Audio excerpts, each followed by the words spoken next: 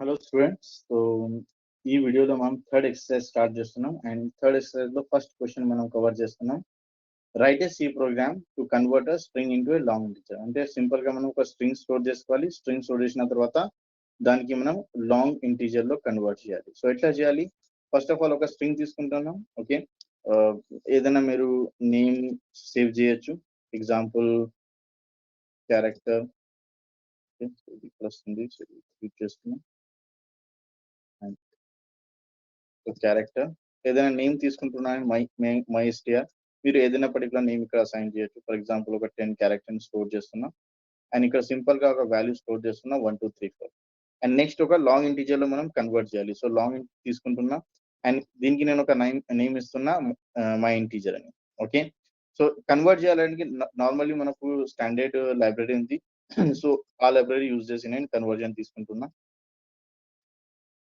Standard library dot header file.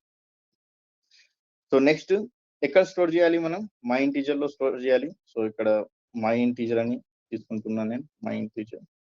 దానికి already ఒక formula ఉంది, STR to long integer.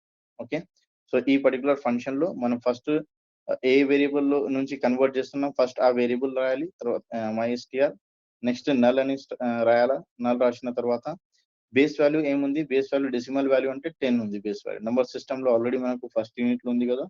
So base value 10 ఉంది. So 10 మనం మెన్షన్ చేయాలి. 10 మెన్షన్ చేసిన తర్వాత ఇక్కడ మనం నెక్స్ట్ చెక్ చేయొచ్చు ఈ వాల్యూస్ ప్రింట్ అవుతుందా లేదా. సో ఇక్కడ నేను %d యూజ్ చేస్తున్నాను. %d ఎందుకు యూజ్ చేస్తాం? మనం నంబర్స్ కోసం, కానీ ఇప్పుడు లాంగ్ ఉంది. సో %ul తీసుకోవాలి, LU తీసుకోవాలి మనం.